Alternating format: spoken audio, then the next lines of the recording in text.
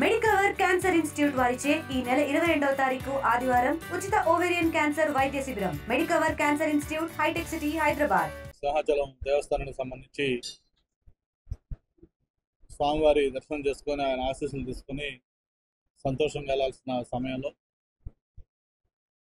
ఈ store room, అలాగే supplies, అలాగే ఇందులో ప్రసాదాలకి లేకపోతే మిగతా వాటికి వాడే మెటీరియల్, వాటి వివరాలు, క్వాంటిటీలు, క్వాలిటీస్ ఇవన్నీ కూడా చెక్ చేసి ఇవన్నీ కూడా చూడాల్సిన పరిస్థితి రావడం చాలా దురదృష్టకరం.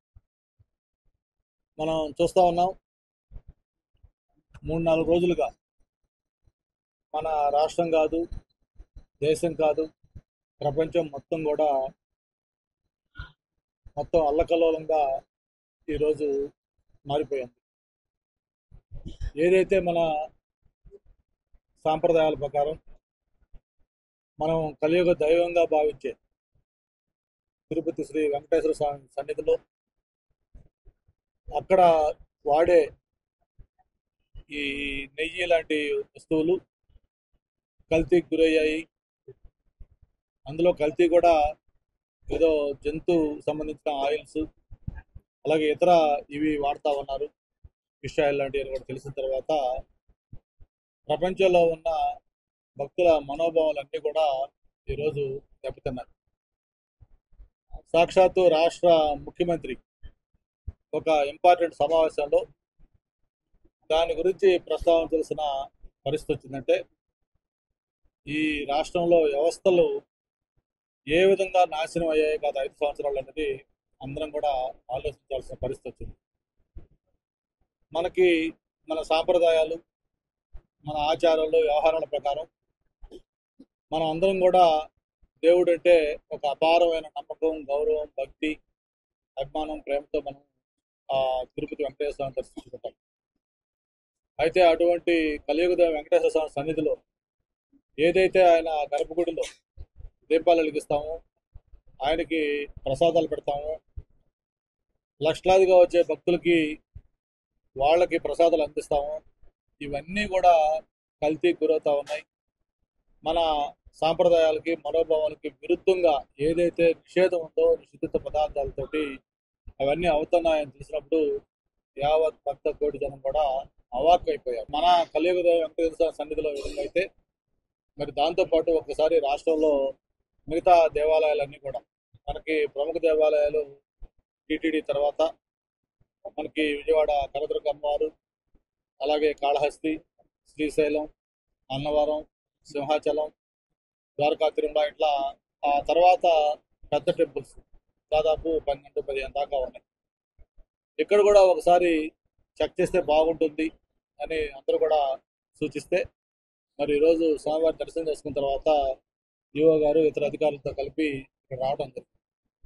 ఇక్కడ కళ్ళు తిరిగిపోయే వాస్తవాలు అంటే ఎందుకు నేను చెప్తా ఉన్నానంటే, ఇది గత 5 సంవత్సరాలుగా ఒక నెయ్యి ఏదైతే దీంట్లో ప్రసాదాల్లో, అలాగే మన దీపాలు వెలిగించేదానికి వీటన్నిటికీ ముఖ్యంగా వాడతారో వాటికి సంబంధించిన ఒక నెయ్యికి సంబంధించే మీకు వివరాలు అందజేస్తా ఉన్నాను. ఇది 5 సంవత్సరాల్లో సింహాచలం దేవస్థానం కన్జ్యూమ్ చేసిన నెయ్యి తాలూకా వివరాలు.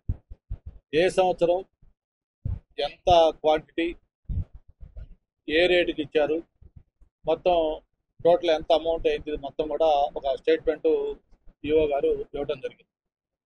దీంట్లో చూస్తే ఒకసారి 2019-20 Visakha Vijaya Visakha milk products, Visakha dairy 400, దీనికి రేటు 400 అంటే దాదాపు 500 రూపాయలకి 19-20 సప్లై చేశారు. తర్వాత 20-21 కూడా 488, 21-22 591 రూపాయలు కేజీ నెయ్యి వాళ్ళు సప్లై చేసింది విశాఖ డైరీ. అయితే సర్ప్రైజ్గా 22-23 ఆ 597 కాస్త 393 అయింది. అంటే ఇది ప్రపంచంలో ఎక్కడా మనం చోట్ల ఒక పక్క ధరలు ఆకర్షణ కట్టుతుంటే ఇక్కడ సింహాచలం దేవస్థానానికి సప్లై చేస్తున్న నెయ్యి మాత్రం సడన్గా 591 నుంచి 393కి 200 రూపాయల కేజీకి తగ్గించి, అది కూడా premier agrotech foods private limited Uttar Pradesh నుంచి. అంటే ఇక్కడ మనం అర్థం చేసుకోవాల్సింది ఏంటంటే, విశాఖ డైరీ ఇక్కడి నుంచి పక్కనే ఒక 20 కిలోమీటర్ దూరంలో ఉన్న విశాఖ డైరీ 591 రూపాయలకి ఇస్తే, ఎక్కడో ఉత్తరప్రదేశ్లో ఉన్న యాగ్రోటెక్ కంపెనీ అనేవాడు 391 రూపాయలకి అన్ని వేల కిలోమీటర్ల నుంచి వాడు సప్లై చేస్తున్నాడు. సరే, అది అయిపోయింది. మళ్ళీ 2023-24 లేటెస్ట్ 385 రూపాయలు ఈయన రైతు డైరీ తూర్పుగోదావరి జిల్లాట. అదే సంవత్సరంలో మళ్ళీ సూర్యకుమారి ఏజెన్సీస్ 529 రూపాయలకి ఒక 6 మంత్స్ ఆయన సప్లై చేశారు. అదే సంవత్సరం మళ్ళీ 529 కాస్త 385. అంటే ఇక్కడ నేను ఏళ్ళ కూడా తప్పుట్టు ఉపయోగం లేదు. ఎందుకంటే యథా రాజా తథా ప్రజ. ఈరోజు వ్యవస్థల్లో మొత్తం కూడా నాశనం చేసిన ఒక ముఖ్యమంత్రి హయాంలో ఆ రివర్స్ టెండరింగ్ అనే ఒక పిచ్చితోటి నేనేదో చాలా నీతిమంతుడిని, నేను చాలా ఆదా చేస్తున్నాను అని ఒక పేరు తెచ్చుకోవాలంటే ఒక దొక్కతోటి వ్యవస్థలను మొత్తం కూడా నాశనం చేశారు గత ప్రభుత్వం. ఈరోజు మార్కెట్లో ఎక్కడ ఒక మామూలు వ్యక్తిని కూడా ఒక ప్యూర్ గీ ఎంత అంటే 600-700. నేను ఇప్పుడే లోపల పూజారులను అడిగాను పండితులు. ఈ మధ్య అక్కడ నరసింహస్వామి యాగం చేస్తే వాళ్ళు రాజస్థాన్ నుంచి నెయ్యి తెప్పించారట. ఎంత తెప్పించారు స్వామి అంటే, కేజీ 1400 రూపాయల లెక్కన వాళ్ళు రాజస్థాన్ నుంచి నెయ్యి తెప్పించారని చెప్పారు వాళ్ళు చేసిన యాగాన్ని. ఒక పక్క ఈరోజు జగన్మోహన్ రెడ్డి మొత్తం రాష్ట్రంలో ఉన్న డైరీలు అన్నిటి కూడా కిల్ చేయాలి, నాకు అమూల్ అనేది ఒక ప్రపంచ స్థాయి సంస్థ, అటువంటి అమూల్కే మొత్తం రాష్ట్రం మొత్తం అప్పగిస్తున్నా అని చెప్పని అండమాగ్నెట్గా అమూల్కి అప్పగిస్తే, ఇప్పుడు నేను వచ్చేటప్పుడు అమూల్ వాళ్ళతో కూడా మాట్లాడాను. నెయ్యి ఎంత ఉందయా మీ దగ్గర కేజీ అంటే, వాళ్ళు కూడా 600 చిల్లర అమూల్ వాళ్ళు చెప్పారు, 640 రూపాయలు చెప్పారు. అంటే ఒక పక్కనే ఉన్న విశాఖ డైరీ 600 రూపాయలు, అమూల్ అయితే 640 రూపాయలు, మన పండితులు చెప్పినట్టుగా బయట ఇచ్చేస్తే 1400 రూపాయలు. మార్కెట్లో ఎక్కడన్నా ఇది తీసుకుంటే 1000 రూపాయల పైన నెయ్యి ఉంటే 340 రూపాయలకు నెయ్యి సప్లై చేస్తారంటే, వీళ్ళు ఏ విధంగా దీన్ని అంగీకరించి దీన్ని ఆ కల్తీ నెయ్యిని ఈరోజు ప్రసాదాలకి, దేవుడి దగ్గర దీపాలకి ప్లస్ ఇవన్నీ కూడా వాడి ఏ విధంగా భక్తుల మనోభావాలని ఈ విధంగా దెబ్బతీస్తారో అందరం కూడా ఒకసారి ఆలోచించాల్సిన అవసరం ఉంది. ఒక వ్యవస్థను చక్కబెట్టుకుంటూ ఏదైతే జరిగిన అన్యాయాలు అక్రమాలు ఉన్నాయో ఇవన్నీ సరిదిద్దుకుంటూ వస్తున్న చంద్రబాబు నాయుడు గారిని, ఈ ప్రభుత్వాన్ని మళ్ళీ ఇంకా ఆయన బ్లేమ్ చేస్తామంటే, ఈ రోజు కూడా ఆయనలో ఏమాత్రం కూడా మార్పు రాలేదు. నేను ఇప్పుడే మొత్తం స్టాకు ఏ నెయ్యి ఎంత ఉండాలి, బియ్యం ఎంత ఉండాలి, లేదా కందిపప్పు ఎంత ఉండాలి, మొత్తం దాదాపు 150 పైగా ఐటమ్స్ ఉన్నాయి. ఇవన్నీ కూడా మొత్తం స్టాక్ కూడా రిజిస్టర్ వెరిఫై చేసి ఆ ఫిజికల్ స్టాక్ ఉందా లేదో ఒకటి మొత్తం కూడా వెరిఫై చేయడం జరుగుతూ ఉంది. రెండోది వాటి క్వాలిటీ, ప్రధానంగా గీ కానీ, లేకపోతే జీడిపప్పు కానీ, కిస్మిస్ కానీ, లేకపోతే ప్రధానంగా బియ్యం కానీ, కందిపప్పు కానీ, ఏవైతే మెయిన్ కాంపోనెంట్స్ ఉన్నాయో అవన్నీ కూడా ఫుడ్ ఇన్స్పెక్టర్ వాళ్ళు కూడా రమ్మన్నాం. వాళ్ళు కూడా వచ్చారు. వాళ్ళు కూడా శాంపిల్స్ అన్ని ఇప్పుడు ర్యాండమ్గా కూడా తీసుకోమని చెప్పాం. అవన్నీ కూడా ల్యాబ్కి పంపించి అవన్నీ కూడా తీసుకోవడం జరుగుతూ ఉంది. ఆ రిపోర్ట్ అయి తీసుకొని వాటి క్వాలిటీ ఏంటో కూడా వాటి సంగతి కూడా తెలుస్తాం. అలాగే ప్రధానంగా దీంట్లో సీసీ కెమెరా ఒక్కటే పెట్టారు ఆ చివరిలో. మొత్తం ఎంటైర్ స్టోరు ఏదైతే ఉందో అది కవర్ అయ్యే విధంగా ఇంకా 1-2 సీసీ కెమెరాలు పెట్టమని చెప్పని ఈవో గారికి చెప్పడం జరిగింది.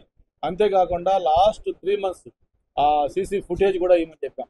ఆ సీసీ ఫుటేజ్ కూడా వెరిఫై చేసి ఏదైతే ఈ దీంట్లో మాకున్న అభియోగాలు, మాకున్న కొన్ని ఆరోపణలు, కొంతమంది చెప్పే ఏంటంటే మధ్యలో కొంత స్టాక్ కూడా తగ్గితే మళ్ళీ కొంత స్టాక్ తెచ్చి పెట్టారని కూడా ఒక ఆరోపణలు వస్తూ ఉన్నాయి. అంటే దీంట్లో ఏ స్థాయి వ్యక్తులు ఇన్వాల్వ్ అయ్యారు, ఎవరి మీద ఆ బాధ్యత ఉంది, ఇవన్నీ కూడా నేను ఈవో గారితో మాట్లాడి దీనికి ఎవరైతే పాల్పడ్డారో ఈ ఇర్రెగ్యులారిటీస్కి వాళ్ళ మీద తీవ్రమైన చర్యలు కూడా ప్రభుత్వం రికమెండ్ చేస్తామని చెప్పి కూడా తెలియజేసుకుంటూ, భక్త జనులకు ఒకటే నేను విజ్ఞప్తి చేస్తా ఉన్నాను. గత ప్రభుత్వ హయాంలో జరిగిన తప్పులకి మేమందరం కూడా మనస్ఫూర్తిగా మిమ్మల్ని క్షమించమని చెప్పని కోరుకుంటూ, ఈ గాడి తప్పిన వ్యవస్థలను మళ్ళీ చక్కదిద్దుతాం, మళ్ళీ పాత పూర్వవైభవం తెచ్చే విధంగా అన్ని ప్రయత్నాలు చేస్తాం. మరి భక్తులకి అగ్రతాంబూలం ఇస్తూ వాళ్ళు కోరుకునే విధంగా ప్రసాదాలు కానీ, లేకపోతే దర్శనం ఏర్పాట్లు కానీ మిగతా ఆయన కూడా చేసి ఆ భక్తుల మనోభావాలను గౌరవిస్తామని చెప్పి కూడా మరొకసారి తెలియజేసుకుంటూ, మరి దీని మీద ఎందుకంటే ఈరోజు ఒక భక్తుడు మనోభావం దెబ్బతిందంటే మన వ్యవస్థ మొత్తం కూడా అది నిర్వీర్యమైపోతుంది. ఈరోజు మనకి కష్టం వచ్చినా లేకపోతే శుభం కలిగినా ఇంకోటి కలిగినా కూడా దేవుడి దగ్గర ఆ సంతోషాన్ని కానీ బాధని కానీ పంచుకోవడం మనకు అలవాటు. ఆ నమ్మకాన్ని సడలించే విధంగా ఎక్కడా జరగకూడదు. ఈరోజు తిరుపతి సంబంధించి కూడా ఈరోజు ఒక ఆంధ్రప్రదేశే కాదు, దేశమే కాదు, ప్రపంచవ్యాప్తంగా కూడా ఆందోళన చూస్తూ ఉన్నాం. ఇవన్నీ జరుగుతూ ఉన్నాయి. తిరుపతిలో అయితే ఏదైతే ఈ ఆరోపణలు వచ్చిన నేపథ్యంలో ఒక సంప్రోక్షణ కార్యక్రమం కూడా చేయాలనేది అక్కడ ఆలోచిస్తున్నారు. ఈవో గారు సాక్షాత్తు ఈవో గారే ప్రెస్ మీట్లో ఆయన స్వయంగా చెప్పారు, ఇది కల్తీ జరిగిన నెయ్యి అని చెప్పి ఆయనే స్వయంగా అక్కడ అంగీకరించారు. ఏదైతే ఆ ల్యాబ్ రిపోర్ట్స్ ఉన్నాయో ఆ ల్యాబ్ రిపోర్ట్స్ ప్రకారం కూడా దేంట్లో ఫ్యాట్ ఎంత ఉండాలి, లేకపోతే దానికి కొన్ని స్పెసిఫికేషన్స్ ఉన్నాయి. నెయ్యి కానీ ప్రతిదానికి కూడా దాని స్పెసిఫికేషన్స్ ఉంటాయి. అవి ఉండాల్సిన వాటి కంటే కూడా దానికి పర్మిసిబుల్ ఒక లిమిట్స్ ఉంటాయి. సపోజ్ 5 to 10 అనే ఒక పర్మిసిబుల్ ఉంటే అది ఉంటే 20 ఉంటుంది, లేకపోతే 0, 1 ఉంటుంది. అటువంటి ఆ పారామీటర్స్ అన్నీ కూడా వేరియేషన్ ఉన్నాయి. ఇది 100% కల్తీదే అని చెప్పని సాక్షాత్తు ఈవో గారే ప్రెస్ మీట్ పెట్టి చెప్పిన ఇవి కూడా మనం చూస్తూ ఉన్నాం.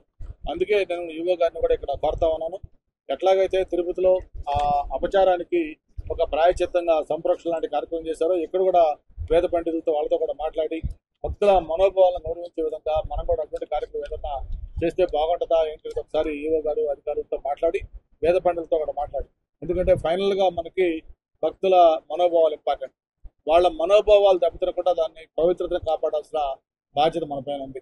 కాబట్టి ఈవో గారు కూడా దాని మీద అందరితో మాట్లాడి ఒక నిర్ణయం తీసుకుని చెప్పి కూడా చెప్తామన్నాను.